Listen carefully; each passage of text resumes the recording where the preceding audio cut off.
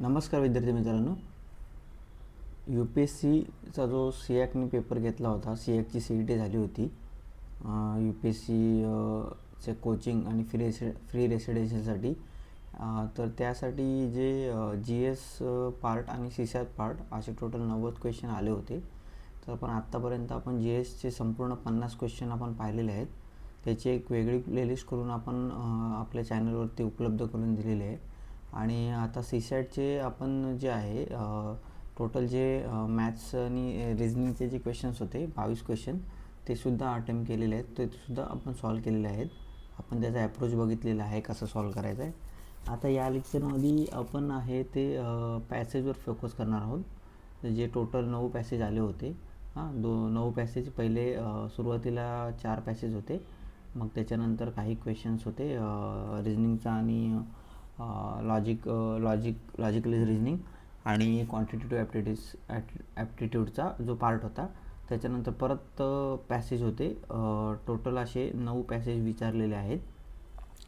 आणि प्रत्येक पॅसेज जो आहे हा UPSC प्रिलिममध्ये कुठल्या ना कुठल्या इयरला आलेला पॅसेज आहे. CSAT पेपरमध्ये पूर्णपणे जसं तसा हा पॅसेज रिपीट करून विचारलेला आहे CSATच्या या SEACच्या पेपरमध्ये.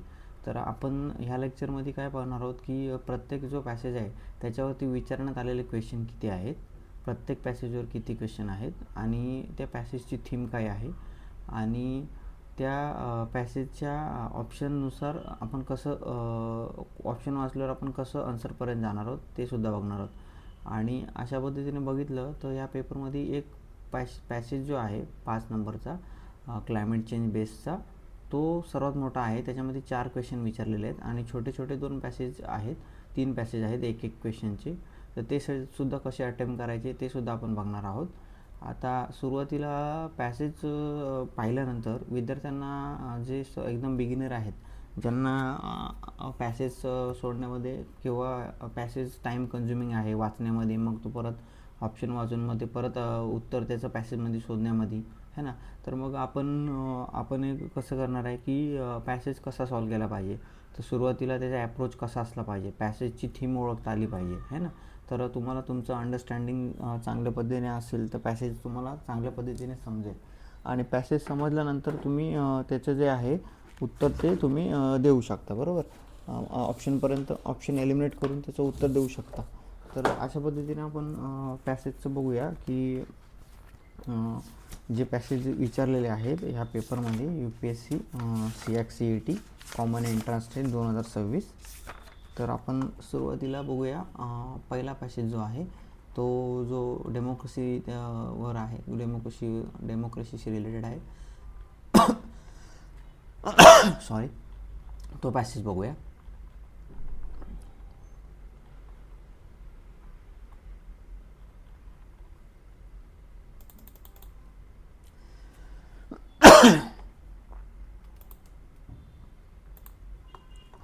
तर हा पॅसेज आहे बघा. इथं काय दिले, पहिले तुम्ही आपण जे कोण नवीन असतील त्यांच्यासाठी आपण हे थोडंसं घेऊया. बाकी जे रिपीटर्स आहेत, जे UPSCचा पेपर देत आहेत आणि बाकीचे सुद्धा स्टेट लेवलचे एक्झाम देत आहेत आणि थोडी ते CSAT फ्रेंडली आहेत, तर त्यांनी जे आहे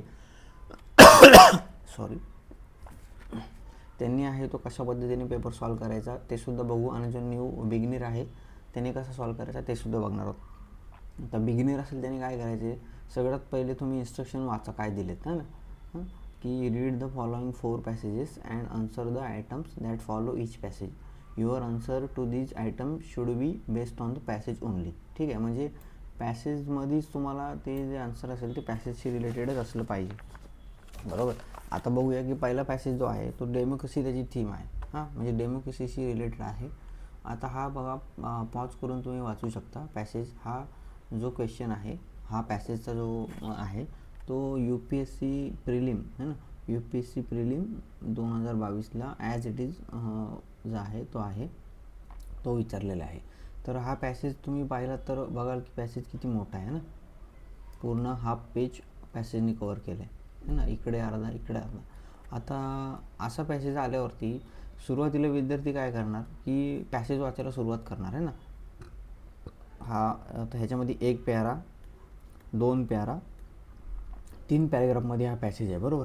आता बघा, इथे एक पॅरा, त्याच्यानंतर बटपासून हा दुसरा पॅरेग्राफ आहे आणि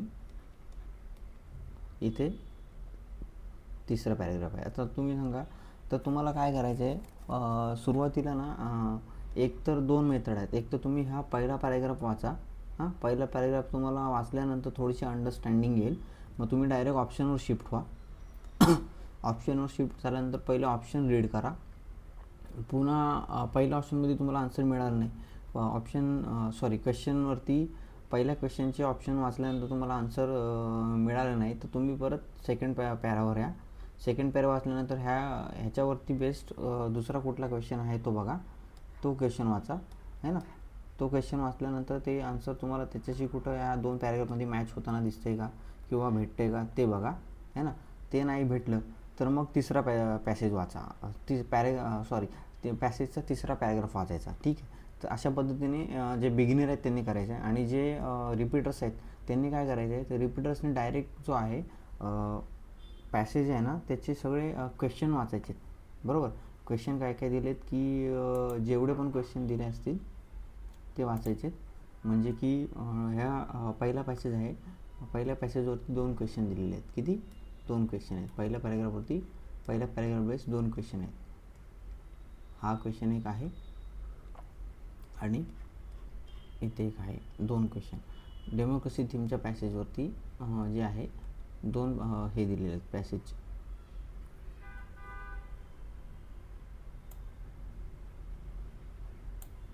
आपण आता बघूया, passage वाचूया.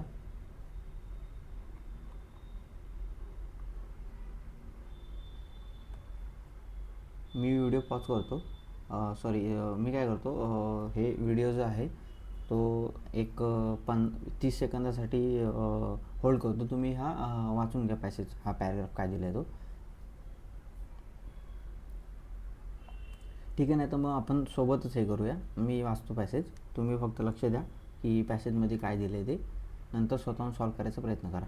The subject of democracy has become severely muddled because of the way the rhetoric surrounding it has been used in recent years. Okay, there is an increasingly and oddly confused dichotomy between those who want to impose democracy on countries in non-Western world, in these countries' own interests of course, and those who are opposed to such imposition because of the respect for the country's own ways. But the entire language of the imposition used by both sides is extraordinarily inappropriate, since it makes the implicit assumption that democracy belongs exclusively to the West, taking it to be a quintessentially Western idea which has originated and flourished only in West. Okay, ह्याच्याबद्दल असं दिलं आहे की democracy जी आहे ती completely जी आहे ती waste, म्हणजे जे आपल्या पश्चिमेला जे देश आहेत, म्हणजे USA. तर आता USAचं तुम्हाला माहीत पाहिजे की डेमोक्रेसी कशी तिथे आली आहे ना. अब्राहम लिंकनचा काय रोल आहे त्याच्यामध्ये. त्याच्यानंतर वेगवेगळे राज्य आहेत जे ब्रिटिशांनी ज्या ज्या कॉलनीवर राज्य केलं तिथे डेमोक्रेसी कशी आली. भारतावर पण जेव्हा कॉलोनियल पिरियड होता, मग भारतामध्ये डेमोक्रेसी कशी इमर्ज झाली, बरोबर ना. ह्या सर्व गोष्टी माहीत पाहिजेत, त्याच्याशी रिलेटेड हा आहे पॅसेज. आता आपण पुढचा पॅरेग्राफ पण तर आपण हा पहिला पॅरा वाचला, आता आपण क्वेश्चन वाचूया. Which of the following is closest to the view of democracy as mention in the above passage. तर view of democracy as mention in the passage. आता आपल्याला काय करायचं आहे, हे जे आहे व्ह्यू ऑफ डेमोक्रेसी हे त्याचं कीवर्ड आहे. ह्या कीवर्डवर तुम्हाला आन्सर द्यायचं आहे. तर ऑप्शन ए बघूया. The subject of democracy is a model due to desire to portray it as a western concept aligned to non-Western countries. Okay, the language of imposition of democracy is inappropriate. There is, however, a need to consider this concept in the backdrop of culture of own ways of non-Western society. Option C, while democracy is not essentially a Western idea belonging exclusively the West, the institutional structure of the current democratic practices has been their contribution. Okay. आता ह्याचा answer जे आहे ना ते हे आहे, option C आहे. तर पहिलं स्टेटमेंटमध्ये ज्या त्यांनी ह्या स्टेटमेंटमध्ये काय दिलं की while democracy is not essentially western idea belonging exclusively the west, है ना. इथं काय केलं आहे, हे जे पहिल्या पॅरामध्ये जे दिलेलं आहे की जी डेमोक्रेसी जी आहे ती वेस्टर्न आयडिया आहे ते खंडित केलं त्यांनी, म्हणजे तसं नाही आहे. तर ती काय आहे, the institutional structure of current democratic practices has been their contribution, है ना, असं दिलेलं आहे. आता ह्याचं आता आपण दुसरा पॅराग्राफ बघू, तिथं काय आपल्याला सापडतं आहे का. But the thesis and the pessimism it generate about the possibility of democratic practices in the world would be extremely hard to justify. There were several experiments in local democracy in ancient India. Indeed, in understanding the roots of democracy in the world, we have to take an interest in the history of people participating and public reasoning in different part of the world. We have to look beyond thinking of democracy only in terms of European and American pervasive demands for participatory living. Okay, participatory living, on which Aristotle spoke with far-reaching insight. If we take democracy to be kind of a specialized cultural product of the West. Okay, ह्याच्यामध्ये मग काय आपल्याला तेवढं similarities येतं. It can not of course be doubted that the institution. आता बघा इथे तुम्हाला ह्या तिसऱ्या पॅरामध्ये तुम्हाला जे सेंटेन्स आहे ते आलेले आहे. हे पूर्ण पहिला जो पॅराग्राफ आहे ह्याच्यामध्ये दिले आहे की डेमोक्रेसी इज वेस्टर्न आयडिया. दुसऱ्या पॅराग्राफमध्ये त्याच्याशी थोडंसं सपोर्टेडच आहे. तिसऱ्या पॅराग्राफमध्ये जे आहे ते निगेटिव्ह आहे. बघा, it is first doubted that the institutional structure of the contemporary practice of democracy is largely the product of European and American experience over the last few centuries. This is extremely important to recognize since these developments in institutional formats were immensely innovative and ultimately effective. तर हे तुमचं जे आहे innovative and ultimately effective. There can be a little doubt that there is a major western achievement here. हां, तर इथे पूर्ण त्यांनी डाऊटच हे केलेलं आहे, म्हणजे there little doubt that there is a major western achievement here. बरोबर. मग ह्या जो पहिला जो क्वेश्चन आहे त्याचं आन्सर जे आहे ते पहिला पॅरेग्राफ आणि तिसऱ्या पॅरेग्राफची लिंक होणं आहे, आणि डी जो आहे none of the above statement ABC given correct. बरोबर. तर ह्याचं आन्सर जे आहे ऑप्शन सी आहे. बरोबर. तर तुम्हाला अशा पद्धतीने हा पॅसेज जो आहे सॉल्व करायचा आहे. बरोबर. आता दुसरा क्वेश्चन बघूया आपण. With reference to the passage the following assumptions have been made. Many of the non-Western countries are unable to have democracy because they take democracy to be a specialized cultural product of the West. Okay, Western countries are always trying to impose democracy on non-Western countries. आता बघा इथे हा दुसरा जे statement आहे, western countries always trying to impose democracy on the non western countries. तर हे असं कुठं मेन्शन केलेलं नाही आहे पॅसेजमध्ये. आपण आत्ता पॅसेज पूर्ण वाचला, तुम्ही जर तुमच्या लक्षात आलं असेल, पॅसेज अंडरस्टँडिंग असेल, तर असं कुठं तिथं पॅसेजमध्ये दिलेलं नाही आहे. बरोबर. हां, आणि इथं काय दिलं आहे की with reference to the passage the following assumptions have been made. आता हे अजम्पशन्स आहेत, हॅव बीन मेड. तर ते तुम्हाला ह्या पॅसेज बेसवर चेक करायचे बरोबर आहेत की नाही. आणि many of the non western countries are unable to have democracy because they take democracy to be a specialize cultural product of the west. तर हे सुद्धा रॉंग आहे. हां, non western countries are unable to have democracy because they take democracy to be special, असं नाही आहे. तर आता तुम्हाला माहिती आहे ज्या नॉन वेस्टर्न कंट्रीज आहेत म्हणजे जे ऑल ओव्हर वर्ल्ड असतील ना, तर त्याच्यामध्ये इंडिया आहे. हां, त्याच्यामध्ये जिथे जिथे डेमोक्रेसी आहे तिथे तिथे जे नॉन वेस्टर्न कंट्रीज आहेत ते, तर त्याच्यामध्ये जी डेमोक्रेसी आहे त्यांचं ते थोडे असं कन्सिडर करतात की it is completely a western idea और वेस्टर्न प्रोडक्ट. त्याच्यामुळे हे स्टेटमेंट जे आहे, अजम्पशन जे आहे, पहिलं अजम्पशन हे सुद्धा रॉंग आहे. मग ह्या क्वेश्चनचं जे आन्सर आहे ते नायदर 1 नायदर 2 आहे. ठीक आहे. आता तुम्हाला हा पॅसेज कळाला ना काय दिलं ते, पहिला पॅरा, दुसरा पॅरा, तिसरा पॅरा. तर एवढा मोठा पॅसेज आहे आणि ह्याच्यामध्ये हा UPSC प्रिलिम 2022चा विचारलेला पॅसेज आहे. ॲज इट इज हा पेपरमध्ये आलेला आहे तुमच्या, ॲज इट इज. ठीक आहे. मग किती महत्त्व आहे प्रिवियस इयर पेपर सॉल्व करायचं हे तुम्हाला लक्षात आलं पाहिजे. तुम्ही काय करा, आत्तापर्यंत जेवढे पण ह्याचे UPSCचे जे पेपर्स झालेले आहेत प्रिवियस इयर तेवढे सॉल्व करा. म्हणजे 2013पासून 14, 15, 16 ते 2026पर्यंत UPSCचे ॲटलिस्ट तुम्ही प्रत्येक CSATचा एक सेट प्रत्येक इयर वाईज सॉल्व केला पाहिजे. आणि UPSC GSचे पूर्ण जो 100 क्वेश्चन आहे असेच 2013 ते 2026 तुम्ही सॉल्व केले पाहिजे. तुमची पकड ह्या क्वेश्चनवर असली पाहिजे ना. मग तुम्हाला एक जसं तुम्ही सॉल्व कराल तुम्हाला एक अंडरस्टँडिंग येईल. तुम्हाला पण कळेल की कशा पद्धतीने UPSC क्वेश्चन फ्रेम करते, कशा पद्धतीने ऑप्शनमध्ये व्हेरिएशन वगैरे असतं है ना, आणि क्वेश्चनचा फॉर्म कसा चेंज करतो. आता सेकंड पॅसेज जो आहे, सेकंड पॅसेज तो आपण बघूया. बघा आता हा सेकंड पॅसेज किती छोटा आहे है ना. सेकंड पॅसेज छोटा आहे आणि ह्याच्यावरती एकच क्वेश्चन आहे. ह्या सेकंड पॅसेजवरती एकच क्वेश्चन आहे. तर असे पॅसेज जे आहेत ना ते प्रथम तुम्हाला सॉल्व करायचे एक एक क्वेश्चनवाले. म्हणजे इथे तुम्ही पॅसेज वाचला, इथेच त्याचं उत्तर, इथे तुझं क्वेश्चन आहे एकच क्वेश्चन आहे 3 नंबरचा आणि त्याचे हाय चान्सेस आहेत तुम्हाला आन्सर लगेच मिळेल. तर असे छोटे छोटे 3 आहेत पॅसेजेस ते आपण बघायचे आणि नंतर मोठे मोठे पॅसेज बघूया. आता आपण एक मोठा पॅसेज बघितलेला आहे, त्याच्यावरती 2 क्वेश्चन होते. आता हा पॅसेज जो आहे हा UPSC प्रिलिम 2018मध्ये ॲज इट इज CSATच्या पेपरमध्ये आलेला आहे. तो जसा तसा क्वेश्चन पॅसेज जो आहे हा आत्ताच्या CSATमध्ये विचारलेला आहे. आता आपण passage वाचूया. Many pathogens that cause foodborne illness are unknown. Food contamination can occur at any stage from farm to plate.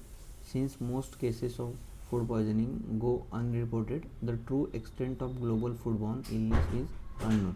Improvements in international monitoring have led to a greater public awareness, yet the rapid globalization of food production increase consumer vulnerability by making food harder to regulate and trace. We have the world on our plates, says an official of WHO. तर हा passage जो आहे हा एक food based जो illness आहे ना, फूडबॉर्न illness, पॅथोजनचं तो कशामुळे होतो, त्याची जी प्रोसेस आहे जी शेतापासून ते आपण खातो त्या प्लेटपर्यंत, त्या प्रोसेसमध्ये कुठे त्याच्यामध्ये पॅथोजन जर फूड पॉयझनिंग असेल, जर ते अनरिपोर्टेड असेल तर त्याच्यामुळे काय होतं, हा इलनेस होतो. तर त्याच्या बेसिसवर हा क्वेश्चन आहे, क्वेश्चन पॅसेज आहे. क्वेश्चन वाचूया. Which of the following is the most logical corollary to the above passage. आता लॉजिकल कोरोलरी, ठीक आहे. लॉजिकल कोरोलरी म्हणजे तुम्हाला माहीत पाहिजे की जे आहे की लॉजिकल कोरोलरी जी आहे ती काय आहे, त्याच्याबद्दल त्याचे मिनिंग काय आहे ना.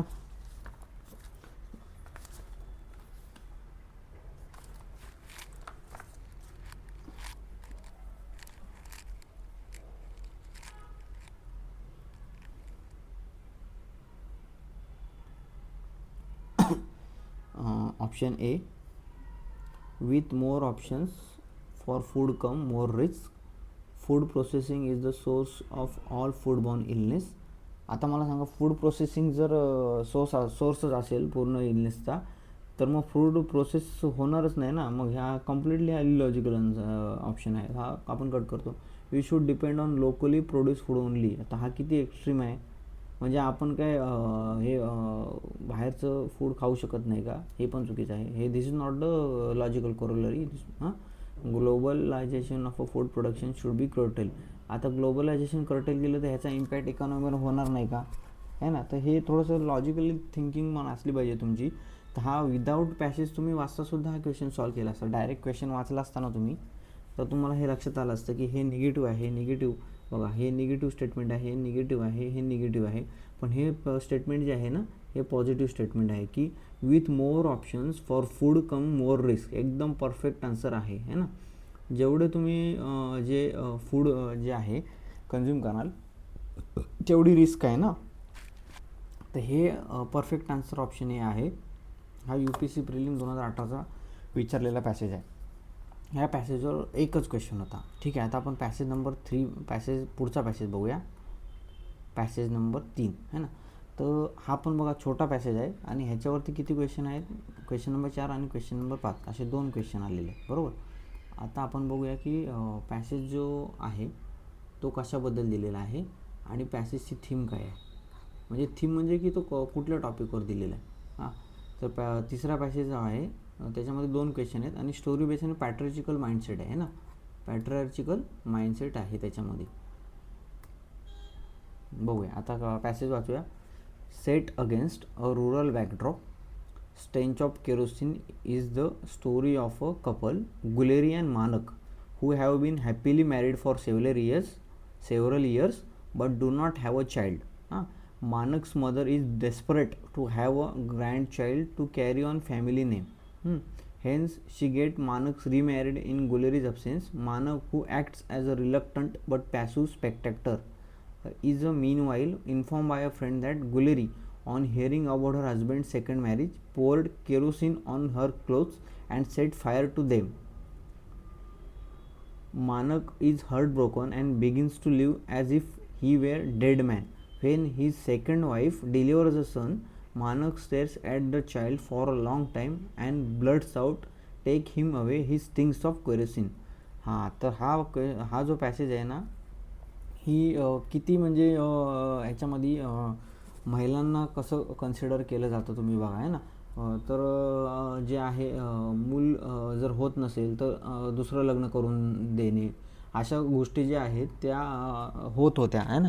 आता जे आहे वुमन्स कायदे वगैरे असल्यामुळे अशा गोष्टी सध्या होत नाहीत जास्त प्रमाणात. पण काही ज्या विलेज ठिकाणी म्हणजे जे खेडेगावामध्ये वगैरे अशा प्रॅक्टिसेस ज्या आहेत त्या अजूनही होत आहेत. पण आपण लक्षात घेतलं पाहिजे की असं ही जी प्रॅक्टिस आहे ह्याच्यामुळे एकाचा जीव गमावलेला आहे. म्हणजे जी गुलेरी आणि मानक आहे, यांना मूल होत नव्हतं. तर मानकच्या आईने काय केलं की त्याचं दुसरं लग्न केलं गुलेरीच्या अब्सेन्समध्ये, म्हणजे गुलेरी नसताना. आणि मानकचं जेव्हा लग्न झाल्यानंतर ही गोष्ट गुलेरीला कळाली. तर तिने काय केलं तर स्वतःच्या अंगावर केरोसिन टाकून तिने तिचा जीव दिला. मग मानकला काही वर्षांनी मुलगा झाला. तर त्या मुलाला बघून मानक काय म्हणतो, म्हणजे त्या मुलाकडे बघतो तो आणि त्याला असं वाटतं की त्या मुलाचा केरोसिनचा वास येत आहे ना. म्हणजे की त्या मुलाला घेऊन जा, त्याला केरोसिनचा वास येतो असं त्याचं म्हणजे एक धारणा होते. कारण की हे कशामुळं होतं, त्या हा पॅट्रियार्चिकल माइंडसेट आहे. हा UPSC प्रिलिम 2015ला ॲज इट इज पॅसेज आहे तो इथे विचारला गेला आहे ना. तर ह्याच्यामध्ये एक स्टोरी आपल्याला लक्षात आली की कशा प्रॅक्टिसेस होत्या ना. महिलासाठी सती प्रॅक्टिसेस पण होती. तुम्हाला माहीत असेल की जर सती प्रॅक्टिस काय होती. आता सध्या सर्व बंद आहे ना. जे कायदे आले, हिंदू कोड बिल आलं आहे ना, त्याच्यानंतर ज्या काही गोष्टी बदलण्यात आल्या, संविधान आलं, बरोबर. तर आपण बघूया की आता क्वेश्चन वाचूया. तुम्हाला आता स्टोरी कळाली असेल काय आहे बेसिकली. आता ह्याच्यामध्ये जे आहे स्टोरीमध्ये क्वेश्चन 4 काय दिलं आहे ते बघूया. This is a sensitive issue based story which tries to sensitize the readers about. ठीक आहे. Option A, male chauvinism and infidelity, love and betrayal, lack of legal safeguards for women, influence of patriarchal mindset. तर हा बघा आता हे म्हणजे indirectly आहे ना, हा पॅट्रियार्चिकल माइंडसेट आहे ना. ह्याचं आन्सर जे आहे ऑप्शन डी आहे. लव्ह अँड बिट्रेल असू शकत नाही. मेल चॉव्हिनिझम इन्फिडेलिटी पण असू शकत नाही. Lack of legal safeguards for woman तेव्हा तर नव्हतेच. परंतु इथं काय विचारले, sensitive issue based story which tries to sensitize the readers. म्हणजे रीडर्सला, जे वाचणाऱ्याला कुठल्या गोष्टीवर फोकस करायला, सेन्सिटाईज करायला सांगते. तर त्याच्यामध्ये इन्फ्लुएन्स आहे पॅट्रियार्चिकल माइंडसेटचं ते. तर लॅक ऑफ लिगल हे असं काही त्याच्यामध्ये नाही आहे, बरोबर. तर ऑप्शन डी याचा आन्सर आहे क्वेश्चन नंबर 4चं. आणि क्वेश्चन नंबर 5 बघूया. Why does Manak become distress upon seeing his newborn son. Option A, he did not want a son. असं कुठं मेन्शनच नाही आहे पॅसेजमध्ये. He is haunted by the memory of Guleri's death. Yes, correct आहे ना. जेव्हा गुलेरीने केरोसिन टाकून आत्महत्या केली तेव्हा त्याच्यामुळे तो परेशान आहे. परेशान म्हणजे की तो शॉकमध्ये गेला. ठीक आहे. He is facing financial difficulties असं पण कुठे मेन्शन नाही. द चाइल्ड इज अनवेल असं पण कुठे मेन्शन नाही. तर क्वेश्चन 5चा आन्सर जे आहे ऑप्शन बी आहे. ही स्टोरी जी आहे तुम्ही पुन्हा एकदा पॉज करून वाचा, तुम्हाला लक्षात येईल की काय विचारलेलं. आता पॅसेज नंबर पुढच्या पॅसेजकडे आपण वळूया. हा पॅसेज जो आहे पॅसेज नंबर 4 हा UPSC प्रिलिम 2015चा सीसेट पेपरमधला पॅसेज आहे. हा पण ॲज इट इज विचारलेला आहे. तुम्ही बघू शकता की ह्याच्यामध्ये पण जवळपास अर्ध पेज जे आहे हे पॅसेजनी हे केलेलं आहे. आणि ह्याच्यामध्ये टोटल 1 2 3 क्वेश्चन विचारलेले आहेत. ह्या पॅसेजमध्ये किती क्वेश्चन विचारलेले आहेत? 3 क्वेश्चन विचारलेले आहेत. हा जो पॅसेज आहे हा ह्युमन बिहेवियरशी रिलेटेड आहे. आता आपण बघूया. पहिले पॅसेज वाचायचं, पॅसेजचा पहिला पॅरेग्राफ वाचू, मग क्वेश्चन वाचू. नाहीतर मग जे बिगिनर आहेत त्यांनी काय करा, पहिले पॅरेग्राफ वाचा. पॅसेजचा पहिला पॅरेग्राफ हा माणिक मुल्लाचा आहे. ह्युमन बिहेवियर बेस आहे. नंतर हा सेकंड पॅरा आहे. ठीक आहे. हा थर्ड पॅरा आहे.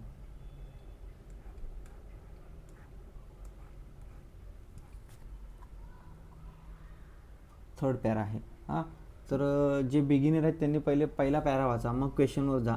आणि जे रिपीटर्स आहेत त्यांनी पहिले क्वेश्चन वाचा आणि नंतर पॅसेज वाचा. जर तुम्हाला गरज वाटली रिपीटर्सना की पॅसेज वाचणं गरजेचं आहे, जर तुमच्या लॉजिक इन्फरन्सने जर तुम्हाला आन्सर मिळत असेल तर गरज नाही पॅसेज वाचायची सुद्धा. असं पण आहे, काय जे क्वेश्चनचे आन्सर आहेत न पॅसेज वाचतासुद्धा सॉल्व करता येतात. ठीक आहे ना. पण ते तुम्हाला असं डायरेक्ट सॉल्व करता येणार नाही. तुम्हाला खूप सारे क्वेश्चन पेपर जे आहेत सीसेटचे पॅसेजेस आहेत ते प्रॅक्टिसमध्ये आणावं लागतील, सॉल्व करावं लागतील. तेव्हाच तुम्हाला ती अंडरस्टँडिंग बिल्टअप होईल आणि तेच तुम्ही त्यावर सॉल्व करू शकता. आता आपण बघूया पॅसेज. आपण बिगिनरच्या वेळेनेच करूया. Manik Mulla often insisted that human lives cannot be understood merely through isolated events. According to him, every individual carries within himself several versions of reality, one shaped by desire, another by memory, and yet another by social circumstances. Correct आहे एकदम. हे बघा दिलेलं आहे ते. तुम्हाला काय वाटतं ते पण तुम्ही मला कमेंटमध्ये सांगा. The stories he narrated were not intended to establish historical truth, rather they sought to reveal the subtle force that govern human conduct. Okay. म्हणजे माणिक मुल्ला जो आहे त्यांनी माणसाच्या आयुष्यावरती जे आहे तो सांगत आहे की जे हिस्ट्री जे आहे तो जे स्टोऱ्या सांगतो आहे ते माणसाचं म्हणजे जे ह्युमन कंडक्ट आहे ते कसं आहे त्याच्याबद्दल दिलेलं आहे. आता आपण ऑप्शन बघू, क्वेश्चन 6 बघूया. According to the passage, the primary purpose of Manik Mulla's stories is to option A, to present accurate historical accounts, to entertain readers with romantic narratives, to reveal these deeper forces influencing human behavior, to criticize social institution directly. ठीक आहे. तर आपल्याला हे याच्यामध्ये कुठलंही similarity भेटत नाही आहे की काय आहे कसं आहे. तर आपण पुढच्या पॅसेजच्या पुढच्या पॅराकडे जाणार आहोत. दुसरा पॅराग्राफ आहे. He believe that the people frequently mistake romantic illusions for genuine understanding. What appears to be love may sometimes be vanity, dependence, or an escape from loneliness. Yet these illusions are not entirely futile. They provide meaning to existence and often enable individuals to endure suffering. Thus, even when illusions collapse, they leave behind experiences that shape character and wisdom. तर एकदम बरोबर आहे, पण दिलेलं आहे ना. तर ह्या पॅसेजमध्ये काय दिलं आहे की तो जो आहे ह्या पॅसेजमध्ये दुसरा पॅरेग्राफ काय म्हणतो आहे की उनका मानना था कि लोग प्राय प्रेममय भ्रमों को वास्तविक समझ के समान मान बैठते हैं. जो वस्तु प्रेम प्रतीत होती है वह कभी कभी अहंकार, निर्भरता अथवा अकेलेपन से पलायन भी हो सकती है. फिर भी ऐसे भ्रम पूर्णतः निरर्थक नहीं होते.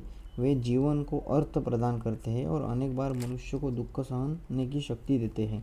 इस प्रकार जब भ्रम टूटते भी है तब वे अनुभव के रूप में व्यक्ति के चरित्र और विवेक का आकार देते हैं. बरोबर.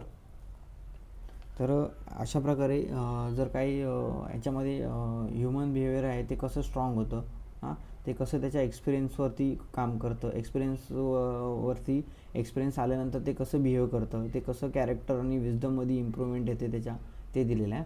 आता आपण बघूया की ठीक आहे, तर ह्याच्यामध्ये दिलेलं आहे बघा की human experiences retain value even when based on mistaken perception. एकदम करेक्ट आहे. ह्याचं आन्सर जे आहे ऑप्शन बी आहे, human experiences retain value even when based on mistaken perceptions. Okay, आता आपण पॅरेग्राफ 3 वाचूया, पॅरेग्राफ 3 वाचूया. In one of his reflections Manik suggested that the seventh horse of the sun. आता ही जी पेंटिंग आहे ना, 7 हॉर्स ऑफ द सन, तुम्ही बघितले असेल, अशी पेंटिंग असते, त्याच्यामध्ये हे 7 घोडे असतात आहे ना, 1 2 3 4 5 6 7. ही नेहमी पेंटिंग तुम्ही कधी कधी पाहिली असेल, पण त्याचं जे मिनिंग आहे ह्या पेंटिंगमध्ये दिलेलं आहे, ह्या पेंटिंगचं जे मिनिंग आहे ते इथं दिलेलं आहे बघा. The 7 horse of the sun, 7 horse of the sun symbolizes the enduring power of the hope, while the visible horses may represent the ordinary movement of the life, success, failure, joy, sorrow, ambition and disappointment. The seventh horse moves beyond them. It carries humanity towards possibilities not yet realized. Therefore, a person who loses hope becomes imprisoned within circumstances, whereas one who preserves hope retains the capacity to imagine different future. Okay, preserve hope, retain capacity to imagine different future आहे ना. तर अशा पद्धतीने हे जी पेंटिंगचं meaning आहे त्याच्यामध्ये दिलेलं आहे की जे 7 हॉर्सेस आहेत त्याचं मिनिंग, प्रत्येक हॉर्सचं मिनिंग काय आहे, आणि 7वा जो हॉर्स आहे तो होप जो आहे तो सोडत नाही, तर त्याच्याबद्दल आहे. आता आपण बघूया की ह्याचं जे आन्सर आहे क्वेश्चन नंबर 6चं, की to reveal deeper forces influencing the human behaviour. एकदम बरोबर आहे ना, करेक्ट आन्सर आहे. आणि क्वेश्चन 7 पण आपण बघितला की which one of the following can be most reasonably inferred from the passage. पॅसेजमधून काय इन्फर्ट करू शकतो आपण, तर हे आहे all illusions are harmful and should avoided. Wrong आहे. किती एक्स्ट्रीम आहे बघा, है ना. आता आपण ह्याचे पण ऑप्शन बघूया आहे ना. ठीक आहे, असू दे, ते आपण बघूया की ह्याचे ऑप्शन्स काय आहे. Human experience retain value even based on mistaken perception. एकदम करेक्ट आहे. Love is always form of dependence. Wrong. Social circumstances completely determine human destiny. आता हा एक्स्ट्रीम वर्ड आहे, कम्प्लिटली, है ना, असं नसतं है ना, म्हणून हा पण सुद्धा रॉंग आहे. आता क्वेश्चन नंबर 8 बघूया. The symbolism of the 7 horse of the sun primarily represents. Option A the inevitability of suffering. Option B the triumph of material success. Option C the continuity of tradition. Option D the transformative power of hope and imagination. हां, तर इथे शेवटला जे conclude केलेलं आहे ना त्यांनी पॅसेजमध्ये, की transformative power of hope and imagination. ठीक आहे, तर ते इथे तुम्ही बघू शकता की who loses hope becomes imprisoned with circumstances, whereas one who preserves hope retain the capacity to imagine different future. Correct. तर तेच इथे दिलेलं आहे की the transformative power of hope and imagination, हे याचं आन्सर आहे. बरोबर. आता आपण हे जे मॅथ्सचे क्वेश्चन वगैरे अटेम्प्ट केलेले आहेत. आता आपण आता 4 पॅसेज केलेले आहेत आपण, ते UPSC प्रिलिममध्ये विचारले होते, तेच CSATमध्ये आलेले आहेत. आता आपण ह्याच्यानुसार आपण आता पुढचे पॅसेज काय आहेत ते बघूया.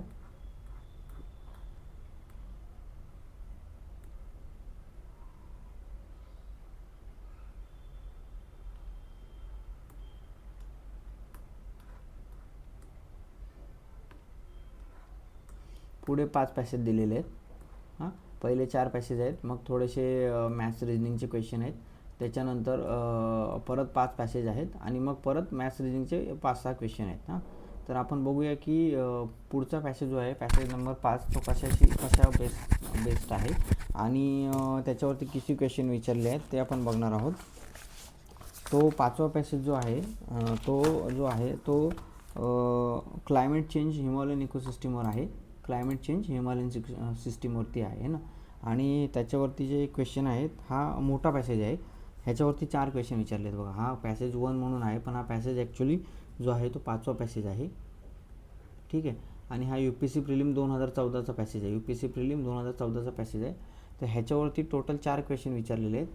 टोटल किती 4 क्वेश्चन आहेत, 26, 27, 28 आणि 29. ठीक आहे. तर हा पॅसेज आपण शेवटला करू. आपण छोटे छोटे पॅसेज करू पहिले. आता पॅसेज नंबर जो हा पॅसेज 2 आहे, पॅसेज 2 म्हणजे हा पॅसेज नंबर 6 आहे. Environment based trees based passage आहे. हा UPSC प्रिलिम 2014ला विचारलेला पॅसेज आहे. आपण बघूया पॅसेज काय दिले. A village planted trees along both sides of its main road. After a few years the weather became cooler, birds return and people preferred walking instead of using vehicles for short distances. Okay. Question आहे, which one of the following is an assumption. Assumption आहे underlying the above passage. Option A, trees can improve the local environment. Option B, every villager stop using vehicle completely. आता बघा, every villager किती extreme विचारलं आहे ना. Every villager stop using vehicle completely असं नाही ना. एखादा जरी वापरला तर स्टेटमेंट रॉंग होतं ना, है ना. Birds return only to villages with roads. आता हे पण किती दिले, only to villages with roads. Extreme आहे ना स्टेटमेंट, है ना. हे पण चुकीचं आहे. Cooler weather always increases the village population. तर हा cooler weather one of the reason to increase the village population but not always the reason ना.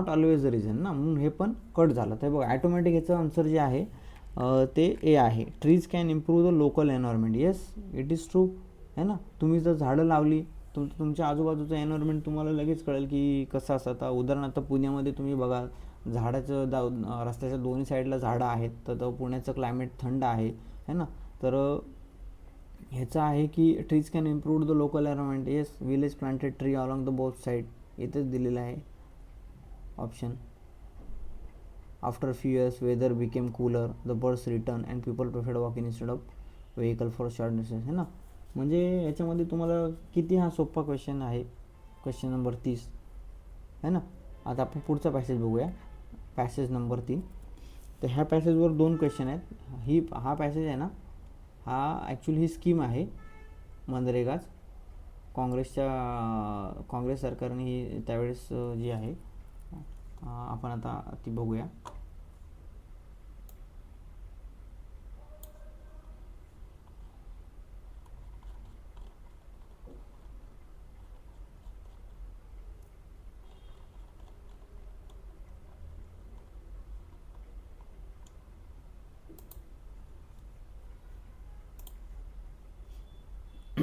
हा पॅसेज नंबर 3 जो आहे तो ॲक्च्युली पॅसेज नंबर 7 आहे. 7वा पॅसेज आहे एक्झामच्या पेपरमधला. तर आपण पहिले पॅसेज वाचूया. Vast number of Indian citizens without bank account live in rural areas, are financially and functionally illiterate and have a little experience with technology. A research study was conducted in a particular area in which electronic wage payments in Mahatma Gandhi National Rural Employment Guarantee Scheme (Manregas) are meant to go directly to poor. It was observed that recipients often assume that the village leader needs to mediate the process. As was the case under the previous paper-based system. Among households under this research study area who claim to have at least one bank account, over a third reported still receiving मनरेगाज wages in a cash directly from the village leader. Okay. आता हे जे आहे मनरेगाजमध्ये जे labours आहेत त्यांना 100 दिवस पहिले मनरेगाजमध्ये काम दिलं जात होतं. कंपल्सरी त्यांना वर्क प्रोव्हाइड केलं जात होतं. आता 125 दिवस केलेले वाढून. हा सेम ह्या थीमवरती, ह्या टॉपिकवरती याच पेपरमध्ये क्वेश्चनसुद्धा आलेला आहे GSमध्ये, की ह्या स्कीमचं जे नाव आहे ना ते चेंज केलेलं आहे. आत्ताचं जे करंट गव्हर्नमेंट आहे त्यांनी ह्या मनरेगाचं नाव जे आहे चेंज करून त्याचं जे आता नाव केलं आहे आणि त्याच्यामध्ये काही त्यांनी टर्म्स दिलेले आहेत की ह्याचं जे नाव होतं ते मनरेगाचं होतं ते आता VBG रामजी केलेलं आहे. बरोबर. थोडंसं तुम्हाला GSबद्दल माहीत पाहिजे कारण की ह्या टॉपिकवरच क्वेश्चन विचारलेला आहे GSचा.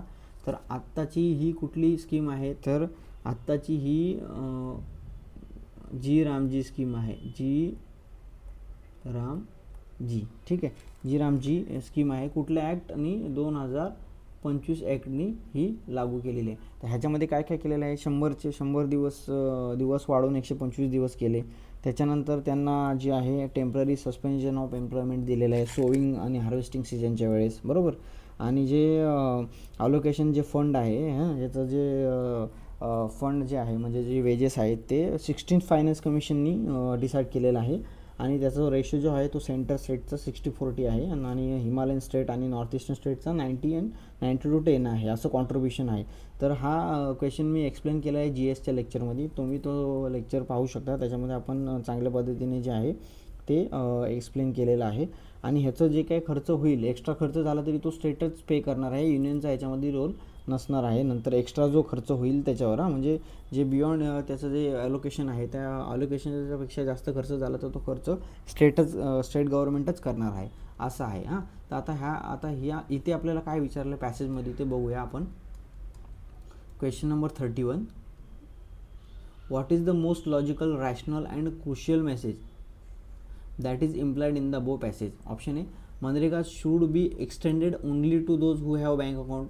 असं नाही. आता बघा तुम्ही सांगा की जर ज्याच्याकडे बँक अकाउंट आहे त्यांनाच, तुम्ही तुमचं लॉजिकल थिंकिंग करा ना, ज्याच्याकडे बँक अकाउंट आहे फक्त त्यांनाच ही स्कीम एक्सटेंड करायची का, तर नाही. मग ज्याच्याकडे नाही आहे तो काय करणार, तसं नाही. मग त्याच्यामुळे अशी कंडिशन आपण टाकू शकत नाही, त्यामुळे गव्हर्नमेंट असे टाकू शकत नाही, त्यामुळे स्टेटमेंट रॉंग आहे.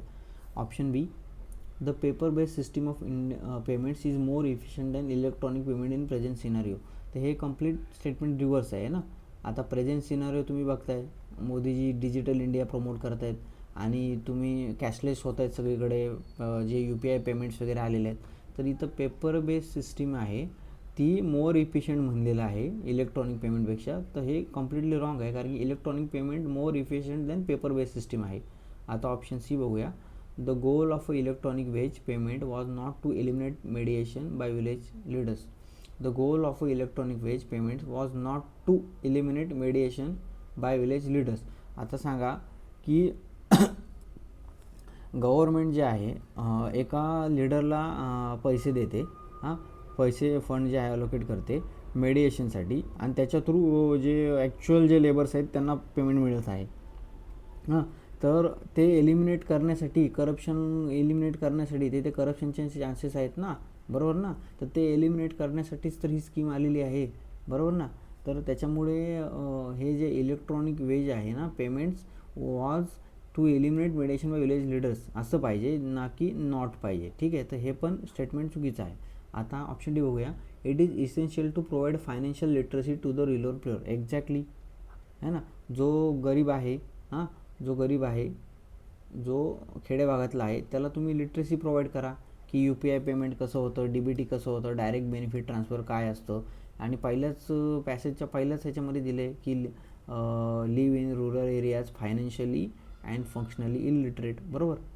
तर ते आपल्याला लिटरेट केले पाहिजे. गव्हर्नमेंटने अशी व्यवस्था केली पाहिजे की त्यांना ते कॅम्पेन घेऊन सर्व जी प्रोसिजर आहे ती समजवण्यात आली पाहिजे, है ना. तर ऑप्शन डी आन्सर आहे. क्वेश्चन नंबर 32 बघूया. Which one of the following assumptions, इथे पण assumptions, is most essential for the successful implementation of electronic wage payment under MNREGA's, है ना. आता हा 2015च्या सीसॅटमध्ये क्वेश्चन विचारलेला आहे, पॅसेज विचारलेला आहे. तर आता 2026 आले आहे ना, त्यावेळेस ही मनरेगाची स्कीम होती. आता ही नाव चेंज करून ह्याची जी नाव विकसित भारत गॅरंटी फॉर रोजगार अँड आजीविका मिशन ग्रामीण ॲक्टनुसार 2025च्या ॲक्टनुसार ही नाव चेंज करून हिचं 2026ला जे आहे थोडेसे फंक्शन पण थोडेसे त्याच्यामधले जे टर्म्स आहेत त्या पण चेंज केलेले आहेत. आता बघूया की ऑप्शनमध्ये काय दिले. Every rural house hold should own a smartphone. आता सांगा मला तुम्ही की जर प्रत्येक रुरल हाऊस होल्डकडे स्मार्टफोन असायला पाहिजे, तर किती दयनीय अवस्था असते काही खेड्यांमध्ये. तिथे रस्तेसुद्धा नसतात, लाईटसुद्धा कधी कधी नसेल, ते जर स्मार्टफोन कुठून विकत घेणार. तर हे स्टेटमेंट कसं आहे, रॉंग आहे, है ना.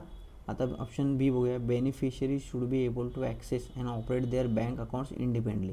तर हे एकदम थोडंसं पॉझिटिव्ह सेंटेन्स आहे, कारण की जे बेनिफिशरी आहेत त्यांना स्वतःचं जे बँक अकाउंट्स आहेत आणि त्याचं ॲक्सेस जे आहे आणि ऑपरेशन जे आहे ते इंडिपेंडेंटली करता आलं पाहिजे. तर हे बरोबर आहे. Village leader should continue to distribute wages in cash. हां, तर हा ऑप्शन असू शकत नाही ना. जर तुम्ही इलेक्ट्रॉनिक वेजेस ही सिस्टमबद्दल दिलेलं आहे, तर तुम्ही कॅश बेस सिस्टीमवरती कसं काय रिलाय करू शकता. त्यामुळं हे स्टेटमेंटसुद्धा असू शकत नाही. Option D, electronic payment system eliminate all form of corruption automatically. हां, तर हा पॉझिटिव्ह सेंटेन्स आहे. हे पण थोडंसं पॉझिटिव्ह सेन्सेस आहे. पण ह्याच्यामध्ये बघा एक्स्ट्रीम कीवर्ड दिला आहे, all form of corruption. All form of corruption. असं होऊ शकत नाही ना की सर्वच करप्शन जे आहे ॲटोमॅटिकली एलिमिनेट होईल. थोडंफार काही ना काही करप्शन राहणारच आहे. त्याच्यामुळे हे स्टेटमेंट पण रॉंग आहे. तो ऑप्शन बी याचं करेक्ट आन्सर आहे 32चं. आता आपण पॅसेज चौथा बघूया. हा पॅसेज जो आहे, पॅसेज चौथा म्हणजे हा पॅसेज 8 नंबरचा पॅसेज आहे. याच्यामध्ये UPSC प्रिलिम 2015चा सीसेट पेपरचा हा क्वेश्चन विचारलेला आहे, पॅसेज विचारलेला आहे. तर ह्याच्यामध्ये आपण आता पॅसेज बघूया काय आहे आणि ह्याच्यावर क्वेश्चन किती आहे. ह्याच्यावर एकच क्वेश्चन आहे. The unquestion glorification of English as the exclusive gateway to intellectual excellence often confuses linguistic proficiency with cognitive competence. Such a presumption disregards the reality that knowledge acquired through one's mother tongue or vernacular frequently facilitates deeper comprehension than ideas laboriously decoded through an unfamiliar language. Consequently, excessive dependence on the English may, in certain contexts, transform education into an exercise in linguistic endurance rather than intellectual inquiry. ठीक आहे, हा language based passage आहे आणि ह्याच्यामध्ये तुमच्या local लँग्वेजचं महत्त्व दिलेलं आहे आणि इंग्लिश लँग्वेजचं महत्त्व आहे. त्याच्यामध्ये काय आहे, इंग्लिश लँग्वेज किती महत्त्वाची आहे आणि लोकल लँग्वेज तुमच्यासाठी किती महत्त्वाची आहे ह्याच्याबद्दल दिलेलं आहे. आपण आता क्वेश्चन वाचूया. The passage primarily implies that language is only a tool. हां, इथे बघा एक्स्ट्रीम कीवर्ड आहे, ओनली अ टूल, रॉंग आहे. Understanding is superior to linguistic complexity. हा स्टेटमेंट एकदम बरोबर आहे, पॉझिटिव्ह पण आहे की तुमचं जे आहे अंडरस्टँडिंग असलं पाहिजे आहे ना. तुम्ही तो याची सिरीज बघितली काय? नाही, सिरीज नाही, एक इंटरव्ह्यू आहे बघा त्या ह्याचा कुठला IPS चॅनलवरती एक पिक्चर आली होती, मला आता नाव, 12th फेलमध्ये त्या IPS होण्याच्या अगोदर त्याचा इंटरव्ह्यू केला जातो. तर इंटरव्ह्यूमध्ये तो इंग्लिश लँग्वेज आणि हिंदी लँग्वेजमध्ये त्याला इंटरव्ह्यूवर विचारतो की इंग्लिश लँग्वेजमध्ये आणि त्याला हिंदी लँग्वेजमध्ये बोलताना तो त्याला त्याचं उत्तर काय देतो की हे बोलतो, understanding is superior to the linguistic complexity. म्हणजे काय की तुमचं जे अंडरस्टँडिंग आहे ती जी आहे खूप महत्त्वाची आहे. तुम्हाला लँग्वेज कुठली एखादी बोलायला येते नाही येते हा दुय्यम जो आहे हा दुय्यम विषय आहे. तर हा जो आहे स्टेटमेंट बी बरोबर आहे. इंग्लिश शुड बी ॲबॉलिश्ड हा कम्प्लिटली ॲब्सर्ड ऑप्शन आहे. कशाला इंग्लिश ॲबॉलिश करेल, मग आपलं हेच होऊ शकत नाही ना. जे आहे इंग्लिश लँग्वेज मोस्टली वर्ल्डमध्ये जी आहे यूज केली जाते. पार्लिमेंटरी लँग्वेज पण 15-15 वर्षाला इंग्लिश आपण अमेंडमेंटनी वाढवतो. मग कम्प्लिटली ॲबॉलिश तर होऊ शकत नाही ना. मग ऑप्शन डी बघूया, vernacular languages R universally sufficient. तर व्हर्नॅक्युलर लँग्वेज पण युनिव्हर्सली सफिशियंट आहेत का? तर हे पण रॉंग आहे. म्हणून याचं एक मिडल आन्सर जे आहे ना की understanding is superior to linguistic complexity. ह्या पॅसेज जो आहे हा 2015च्या सीसॅट पेपरमध्ये विचारलेला आहे. आता पॅसेज नंबर 5 बघूया. म्हणजे हा सर्वात लास्ट पॅसेज आहे, पण आपण एक पॅसेज ठेवलेला आहे क्लायमेट बेस्डचा, हिमालयन इकोसिस्टमचा. तो जो पॅसेज आहे त्याच्यावर 4 क्वेश्चन विचारले. आता हा लास्ट पॅसेज आहे. ह्याच्यामध्ये किती क्वेश्चन आहेत, तर ह्याच्यामध्ये 34 क्रमांकाचा क्वेश्चन आहे, त्याच्यानंतर 35 क्रमांकाचा क्वेश्चन, असे 2 क्वेश्चन विचारलेले आहेत. तर आपण ह्याच्यामध्ये किती पॅरेग्राफ दिले ते बघूया. हे बघा, हा मायकल फेल्प्स त्याचा पहिला पॅरेग्राफ पॅसेजचा, हा दुसरा पॅरेग्राफ आणि हा तिसरा पॅरेग्राफ. ठीक आहे. तर मायकल फेल्प्स जे आहे त्यांच्याबद्दल इथे दिलेलं आहे, त्यांचं थोडंसं इन्फॉर्मेशन दिलेली आहे. तर आपण बघूया काय दिले की Michael Phelps was born in 30 June 1985 in Baltimore, Maryland, USA. When he was 9 years old, his parents divorced and he was raised primarily by his mother, Debbie Phelps, an educator who played a decisive role in shaping his life. His two elder sisters, Whitney and Hillary, were competitive swimmers. Watching them practice inspired Michael to enter swimming pool at the age of 7. During childhood, he was diagnosed with attention deficit hyperactivity disorder (ADHD), which made it difficult for him to concentrate in school. His mother and coaches recognized that swimming helped him channel his boundless energy into a constructive activity. What began as a means of overcoming personal difficulties gradually became his lifelong passion. है ना. बघा ह्या पॅसेजच्या पहिल्या पॅरामध्ये दिलं आहे की Michael Phelps कोण होता. हां, त्याच्या आईवडिलांचा डिवोर्स झाला, त्याच्यानंतर त्याच्या आईने त्याला सांभाळलं, त्याच्यानंतर त्याच्या दोन बहिणी होत्या, तर त्या स्विमिंग कॉम्पिटिशनमध्ये खूप पार्टिसिपेट वगैरे करायचं, तर त्यांना बघून त्यांना इन्स्पायर होऊन तो सुद्धा स्विमिंगमध्ये एंटर करतो 7व्या वर्षी, आहे ना. आणि पण काय होतं की तो एक डिसऑर्डर आहे ADHD.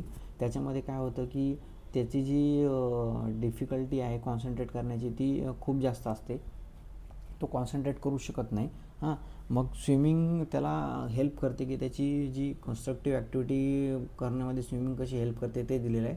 आणि पर्सनल डिफिकल्टीला ओव्हरकम करून तो लाईफ लाँग पॅशनमध्ये त्या स्विमिंगला कसं कन्वर्ट करतो ते दिलेलं आहे ना. आता क्वेश्चन नंबर बघूया आपण, त्याच्यामध्ये काय इन्फॉर्मेशन आपल्याला भेटते का. According to the passage, which one of the following correctly represents Michael Phelps Olympic medal tally. हां, option A 23 gold 2 silver 3 bronze, option B 23 gold 3 silver 2 bronze. आता हे कुठंच आपण वाचण्यात आलेलं नाही, मग आपण पॅराग्राफ दुसरा वाचूया. ॲट द एज ऑफ 15, हां, तर 7 वर्षानंतर 15 वर्ष झालीत त्याला. Phelps represent the United states at Sydney Olympics 2000, becoming one of the youngest American male swimmer to complete at the Olympic Games in decades. Although he did not win a medal, he continued to train with extraordinary dedication. Over the next 4 Olympic Games, Athens 2004, Beijing 2008, London 2012, and Rio 2026, he became the most successful Olympian in the history. He won 28 Olympic medals. हे बघा इथं दिलेलं आहे किती, 28 Olympic medals comprising 23 gold, 3 silver and 2 bronze medals, है ना. तर हे तुम्हाला आन्सर इथं भेटलेलं आहे, बरोबर. हे बघा 23 गोल्ड 3 सिल्वर अँड 2 ब्रॉन्झ हे ह्याचं आन्सर आहे, बरोबर. पॅसेज वाचूया आपण पुढे. The highest Olympic medal tally ever achieve by individual athlete. He excelled in butterfly, freestyle, individual medley and relay events, demonstrating exceptional versatility. His feat of the winning 8 gold medals at the Beijing Olympics 2008 remains an unparalleled achievement in a single Olympic Games. His career also highlighted the importance of swimming in improving cardiovascular fitness, endurance, discipline, emotional resilience and mental well-being. आता बघा एका स्विमिंगमुळे त्याचं काय काय improve झालेलं आहे ना, की म्हणजे एखादं स्पोर्ट हॅबिट तुम्हाला असणं किती महत्त्वाचं आहे. आता अभ्यास करत असताना तुम्ही दिवसभर अभ्यास करता, तर तुम्हीसुद्धा एक अशी हॅबिट मेंटेन केली पाहिजे. जिम करू शकता किंवा बॅडमिंटन खेळू शकता, अशा काही कुठलीही जे काही तुम्हाला आवड असेल ती. त्याच्यामध्ये काय होतं, तुमचा एक तर फिटनेस राहतो, तुमचं एन्ड्युरन्स, तुमचं डिसिप्लिन, इमोशनल रिझायलन्स आणि मेंटल वेलबिंग तुमचं फिट राहतं आहे ना. तर हे बघूया आपण आता पुढचा पॅराग्राफ वाचण्या अगोदर आपण 34 नंबरचा क्वेश्चन वाचूया.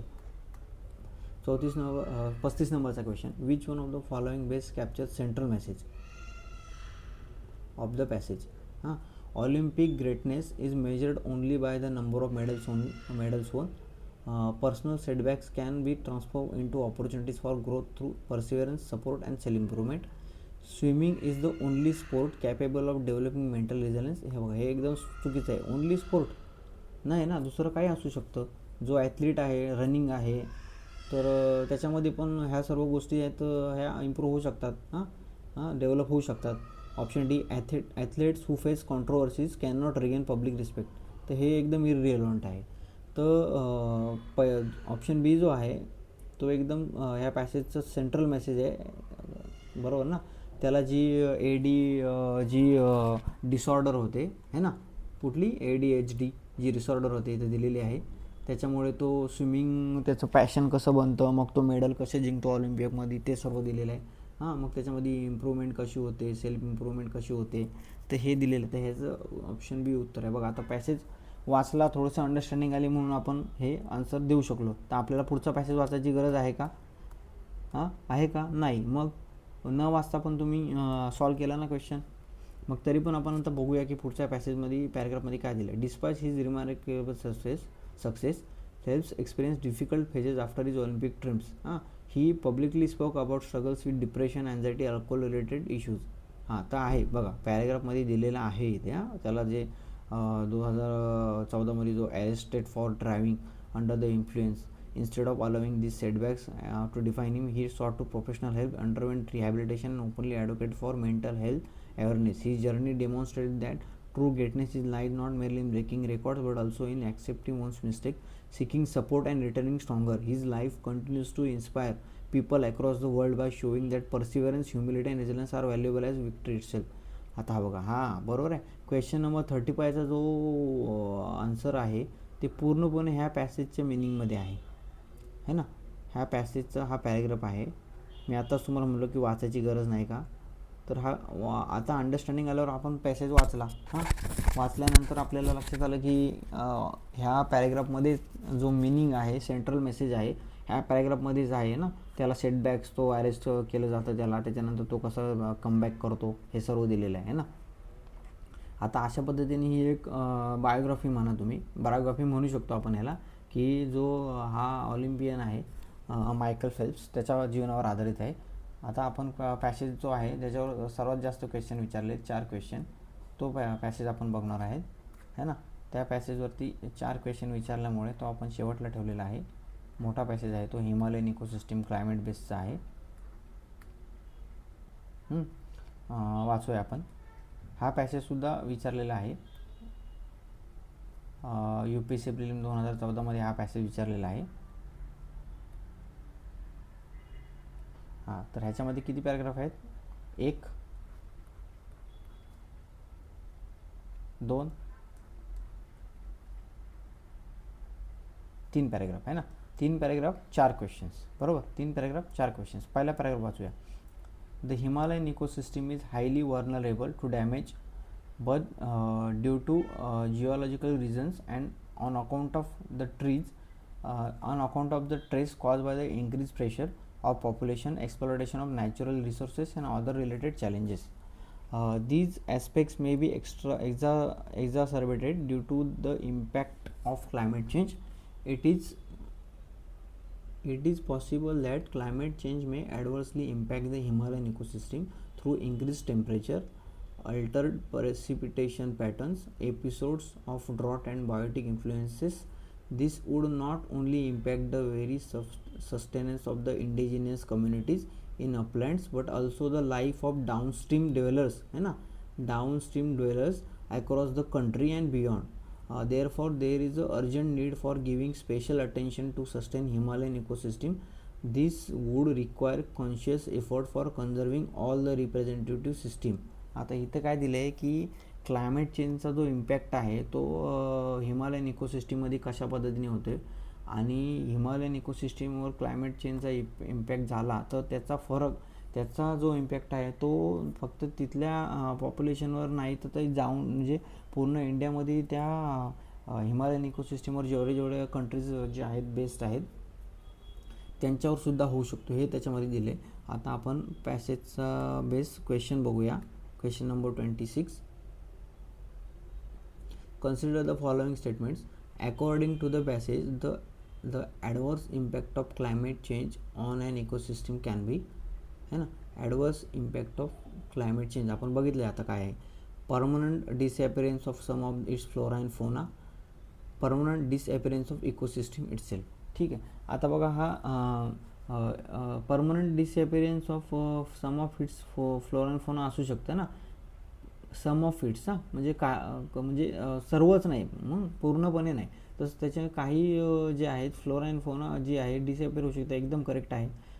आता permanent disappearance of ecosystem itself, इथं काय दिलं? Permanent ecosystem itself. बरोबर. एक second.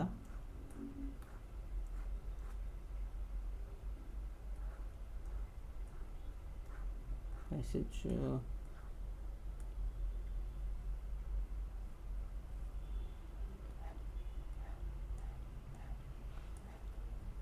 Permanent disappearance of ecosystem itself. तर इथे असं कुठं मेन्शन पॅसेजमध्ये केलेलं नाही की इकोसिस्टमच जे आहे ती पूर्णपणे डिसअपिअर होईल. तर ऑप्शन ए याचा आन्सर आहे. हां, आता आपण ऑप्शन क्वेश्चन नंबर 27 बघूया.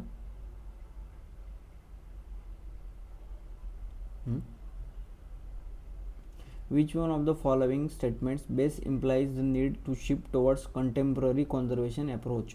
हां, तर ह्याचं आन्सर जे आहे हे आत्तापर्यंत आपल्याला सिमिलरिटीमध्ये कुठे मिळालं नाही. आता आपण पुढचा पॅरेग्राफ वाचूया, मग परत क्वेश्चनकडे येऊया. हां, ठीक आहे. तोपर्यंत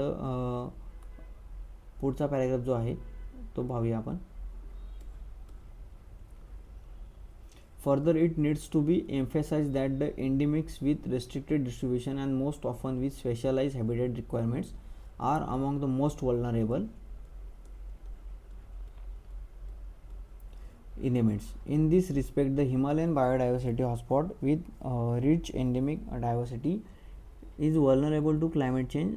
The threats include possible loss of genetic resources and species, है ना, हे पहिल्या स्टेटमेंटमध्ये दिलेलं आहे. Habitats and concomitantly decrease in ecosystem services. Therefore, conservation of endemic elements in representative ecosystem habitats assume a great significance while drawing conservation plans for regions. Okay. Towards achieving the above, we will have to shift toward contemporary conservation approaches, है ना. आताच्या क्वेश्चनमध्ये आपण वाचलेलं आहे statement. हां, which include, थोडा alert व्हायचं तुम्हाला वाचताना, which include a paradigm of landscape level interconnectivity between protected area systems. The concept advocates a shift from species habitat focus to an inclusive focus on expanding the biographic range so that the natural adjustment to climate change can proceed without being restrictive, है ना. त्यांनी इथं सांगितलं की concept कसा change केला पाहिजे, specific habitat वरती फोकस न करता त्याचा जो बायोग्राफिक जो रेंज आहे ती वाढवली पाहिजे, एक्सपांड केली पाहिजे, त्याच्या रिलेटेड आहे ना. आता क्वेश्चन बघूया. क्वेश्चन नंबर 27 काय होता. Which one of the following statement best implies the need to shift toward contemporary conservation approach. Option A, exploration of natural resources cause a stress on Himalayan ecosystem. हां, हे बरोबर आहे, है ना. पण हे आपल्याला विचारलं आहे का, नाही विचारलं आहे. बरोबर. Climate change alters precipitation pattern causes episodes of drought and biotic interference. हे सुद्धा बरोबर आहे, पण हे विचारलं आहे का, नाही विचारले. बरोबर. इथं काय दिले, कंटेम्पररी कॉन्झर्वेशन अप्रोच आहे. हा अप्रोच आहे का, नाही आहे. तर the rich biodiversity including endemic diversity make the Himalayan region biocity hotspot. हां, तर हे स्टेटमेंट पण बरोबर आहे, पण हे विचारलं आहे का, हे काय आहे ते दिले. हां, हे काय आहे ते दिले. बरोबर. पण ते विचारलं आहे का आपल्याला, नाही विचारलं आहे. बरोबर. आपल्याला काय सांगायचं आहे ह्या पॅसेजमध्ये की कंटेम्पररी जे आहे, कंटेम्पररी त्याच्याबद्दल आपल्याला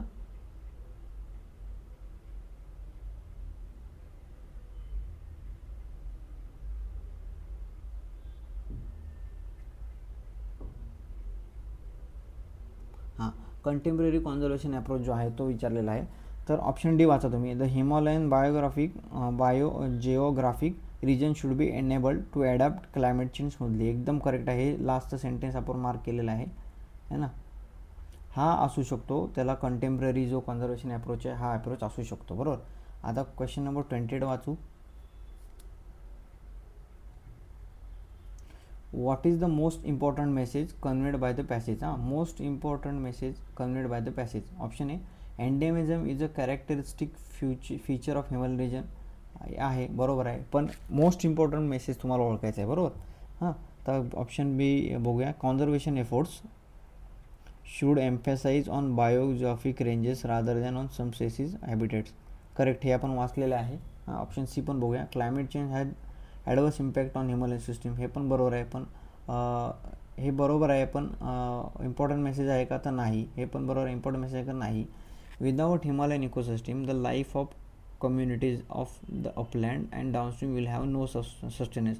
हे स्टेटमेंट पण बरोबर आहे, पण आपल्याला काय विचारलं आहे की मोस्ट इम्पॉर्टंट मेसेज काय आहे, तर तो आहे की कॉन्झर्वेशन एफर्ट्स जे आहेत ते आपण त्याची जी बायोजिओग्राफिक रेंजेस आहेत त्याच्यामध्ये काम केलं पाहिजे, ना की स्पेसिस हॅबिटेट फोकस आपला असला पाहिजे, बरोबर. हा जो आहे मेन इम्पॉर्टंट मेसेज आहे ऑफ द ऑप्शन बी मध्ये आहे, हे करेक्ट आन्सर आहे. आता क्वेश्चन नंबर 29 बघूया. With reference to the passage the following assumption, इथं पण ॲझम्पशन विचारले, have been made. Statement 1, to maintain natural ecosystem exploitation of natural resources should be completely avoided. हां, तर इथे काय दिले, कम्प्लिटली अवॉइडेड, एक्स्ट्रीम वर्ड आहे ना, हा निगेटिव्ह आहे, बरोबर. हां, तर थोडंसं दुसरं स्टेटमेंट बघूया. Not only anthropogenic but also natural reasons can adversely effect ecosystem. Yes, correct. हां, अँथ्रोपोजेनिक जे आहेत ते नॅचरल रिझन पण असू शकतात ना, नॅचरल रिझन्स पण असू शकतात जे इकोसिस्टमला अफेक्ट करू शकतात. Statement 3, loss of endemic diversity leads to the extension of ecosystem. आता हे कसं असू शकतं, एक्सटेन्शन ऑफ इकोसिस्टीम कसं होईल. एंडेमिक डायव्हर्सिटी, त्याच्यामध्ये पूर्ण इकोसिस्टीममध्ये बाकीच्यासुद्धा गोष्टी आहेत ना, मग हे स्टेटमेंट रॉंग आहे, बरोबर. आता हे दुसरं निगेटिव्हमध्ये जाते, कम्प्लिटली आहे. मग आता ऑप्शन बघूया, which of the above assumptions are made correct. तर 3 रॉंग असल्यामुळे कट झालं. 1 and 2 ओनली, 2 ओनली. तर पहिलं जे आहे इथे एक्स्ट्रीम कीवर्ड असल्यामुळे हे पण रॉंग आहे. याचं ऑप्शन बी करेक्ट आन्सर आहे, 2 ओनली, की not only anthropogenic but also natural reasons can adversely affect ecosystem, correct आहे, है ना. तर अशा पद्धतीने आपण टोटल 9 पॅसेज सॉल्व केलेले आहेत आत्तापर्यंत, म्हणजे जेवढे पण पॅसेज आले होते सीएकच्या सीसॅट पेपरमध्ये पार्ट 2मध्ये 40 क्वेश्चन होते, त्याच्यामध्ये 18 क्वेश्चन हे पॅसेज बेस होते आणि 22 क्वेश्चन हे बाकीच्या सेक्शनमधून विचारले होते. टोटल 45 मार्काला विचारले होते पॅसेजेस आणि टोटल 55 मार्काला बाकीचं जे आहे रिजनिंग, मॅथ्स आणि जे इंटरफरन्स आहे, लॉजिकल इंटरफरन्स, त्याच्याबद्दल विचारलेलं आहे. वेटेज तुम्ही बघून घेऊ शकता की 50-50 जवळपास 50-50 पॅसेज दोन्ही सेक्शनला आहे, पॅसेज आणि रिडिंग कॉम्प्रेन्शन आणि ह्याला. तर अशा पद्धतीने सीएकचा पेपर झाला. आता येणाऱ्या वीकमध्ये रिझल्टसुद्धा लागेल. रिझल्ट लागल्यानंतर जे इंटरव्ह्यूला कॅन्डिडेट शॉर्टलिस्ट केले जातील त्यांच्यासाठी सुद्धा आपण थोडंसं गायडन्स करणार आहोत, की कसं थोडंफार माहिती आपल्याबद्दल असली पाहिजे. तर आतापर्यंत मी जे इंटरव्ह्यू दिलेले आहेत, जसं की मी ज्या पद्धतीने इंटरव्ह्यू दिलेले आहेत त्या माझा जो अनुभव आहे तोसुद्धा मी तुमच्यासोबत शेअर करणार आहे, की कसं टॅकल करायचं, कसं उत्तर द्यायचं, कसं लँग्वेज बॅरियर नसते याच्यामध्ये, लँग्वेज बॅरियर असते का नसते का, हे सर्व गोष्टी मी तुम्हाला सांगणार आहे. इथे तर तुम्हाला मोस्टली इंग्लिश नाही तर मराठीत क्वेश्चन विचारले जातील इंटरव्ह्यूला, ते पुढच्या गोष्टी आहेत त्या आपण नंतर डिस्कस करणारच आहोत. पण आत्ता तात्पुरता आपण पॅसेज बघितला ना कसा आहे. तर ज्यांनी प्रिव्हियस इयर पेपर चांगल्या पद्धतीने सॉल्व केले असतील ना, त्यांना हा सीसॅटचा पेपर आहे तो खूप इझी गेला असेल. 2013 ते 2026 UPSC प्रिलिम सीसॅटचे पेपर हे तुम्ही सॉल्व केले पाहिजे. मी तुम्हाला सजेस्ट करील, रिकमेंडसुद्धा करू शकतो की तुम्ही सॉल्व करा. तर ह्या PDF ही जी प्रिंट आहे, ही PDF जी आहे सीसॅट पेपरची, ती मी माझ्या टेलिग्राम चॅनलवरती शेअर केलेली आहे. तुम्ही टेलिग्राम चॅनल जॉईन करून तिथे ही प्रिंट तुम्हाला मिळेल. तुम्ही पुन्हा एकदा रिवाईज करा, सर्व पॅसेजेस बघा, तुम्ही स्वतःची अंडरस्टँडिंग वाढवा, ना की कुठल्या सोर्सवर डिपेंड राहा. मी आता हे जे लेक्चर्स वगैरे जे घेतो आहे, जसं की जे बिगिनर आहेत ज्यांना काही आयडिया नाही आहे की कसं क्वेश्चन, कसं पॅसेज, कसं ॲझम्पशन्स, कसं इंटरफरन्स, पॅसेज कसा सॉल्व करायचा, त्यांच्यासाठी आहे. आणि जे रिपीटर्स आहेत त्यांच्यासाठी सुद्धा आहे, की त्यांनी नुसता हा एक लेक्चर केला तरी त्यांचा पूर्ण पेपर कवर होतो आहे सीसॅटचा, बरोबर. तर त्याच्यामुळे तुम्ही तेवढं तर करू शकता. बाकी तुमचं पूर्ण जे शेड्यूल असेल, दिवसाचं जे काही स्टडी शेड्यूल असेल ते तुम्ही मेंटेन करू शकता, है ना. तर अशा पद्धतीने आपण UPSC 2024चा प्रिलिमचा पेपर GSचा सॉल्व केलेला आहे, कंबाईनचा सुद्धा सॉल्व केलेला आहे आणि म्हणजे PDF प्रोव्हाइड केलेलं आहे टेलिग्राम चॅनलवरती. आणि राज्यसेवेचा MPSC राज्यसेवेचा प्रिलिमचा सुद्धा पेपर आपण टेलिग्राम चॅनलवरती शेअर केलेला आहे. ते PDF तुम्हाला टेलिग्राम चॅनलवरती मिळतील, ते तुम्ही जॉईन करून तुम्हाला मिळू शकता. आणि आता पुढची स्ट्रॅटेजी काय असेल, तर ह्या इन्स्टिट्यूशनमध्ये फ्री रेसिडेन्शियल कोचिंग आहे तुम्हाला आणि स्टायपंडसुद्धा आहे. बेसिक स्टायपंड जे असेल ते 4,000 वगैरे. तर प्रत्येक 8 इन्स्टिट्यूशनची थोडी माहिती आपण येणाऱ्या व्हिडिओमध्ये देणार आहोत. आणि पुढचं तुमचं टार्गेट काय असेल, आता ग्रुप C, ग्रुप Bच्या एक्झाम ज्या आहेत MPSC कंडक्ट करणार आहे. आता तलाठी सर्वात मोठी जी ॲड आहे, 1500-1600 वॅकन्सी आहेत त्या ग्रुप Cमध्ये ॲड केलेल्या आहेत. बरोबर. तर त्याचीसुद्धा आपल्याला प्रॅक्टिस आणि जे क्वेश्चन पेपर आहेत प्रिवियस पेपर ते करायचे आहेत, ते आपण आता डेली बेसिसवर करणार आहोत. प्रिवियस इयर पेपर्स ग्रुप सीचे आणि ग्रुप बीचे. जे कोणी MPSCचे कॅन्डिडेट आहेत त्यांच्यासाठी सांगतो आहे मी, आहे ना. जे प्रिपेअर करतायत, तलाठी फोकस करतायत त्यांच्यासाठी. बाकी आपलं UPSC आणि इतर एक्झामच्या रिलेटेडसुद्धा इन्फॉर्मेशन ह्या चॅनलवरती मिळणार आहे. तर तुम्ही स्पेसिफिक तुम्ही ज्या परीक्षेची तयारी करताय त्या परीक्षेचेच व्हिडिओ पाहिले तरी काही हरकत नाही, आणि बाकीचे जरी बघितले तर तुम्ही ॲज अ बॅकअप प्लॅन बाकीच्या एक्झामसुद्धा टार्गेट करू शकता. आता SSC CGLची सुद्धा खूप मोठी वॅकन्सी आहे, 12,000 वॅकन्सी आहेत. त्याच्याशी रिलेटेडसुद्धा आपण व्हिडिओ लेक्चर्स थ्रू विद्यार्थ्यांना मार्गदर्शन करणार आहोत, त्यांना अवेअरनेस देणार आहोत की कशा पद्धतीने एक्झाम असते, काय असते. तर असा हा सर्व प्रोग्राम असणार आहे. आपलं येणारे जे August, September, October, November, December ह्या 4 महिन्यामध्ये आपल्याला चांगल्या पद्धतीने अभ्यास करायचा आहे. हे 4 महिने तुम्ही फक्त माझ्यासोबत डेडिकेटेडली तुम्ही फॉलो करा. मी तुम्हाला ॲटलिस्ट ॲश्युअर करू शकतो, मी 100 जण नाही, पण कमीत कमी मी 1-2 जण जरी ह्याच्यामधून जर बेनिफिशियल झाले तरी खूप जास्त आहे माझ्यासाठी. कारण की आपला फोकस आहे जो कमी विद्यार्थ्यांवरच असणार आहे ना. मी त्याच्यासाठी येणारी पुढची बॅच वगैरे कशा पद्धतीने असेल ते सुद्धा तुम्हाला वेळोवेळी माझ्या टेलिग्राम चॅनलवर कळवणार आहे. तर आज आपण या ठिकाणी थांबूया. आय होप तुम्ही अभ्यास करत असाल, स्टडी करत असाल, तुमचं शेड्यूल तुम्ही ब्रेक करू नका. तुम्हाला सर्वांना ऑल द बेस्ट. आता पुढचे येणारे पेपरसुद्धा आपण अशा पद्धतीने सॉल्व करूया. आज इथे थांबूया. थँक्यू.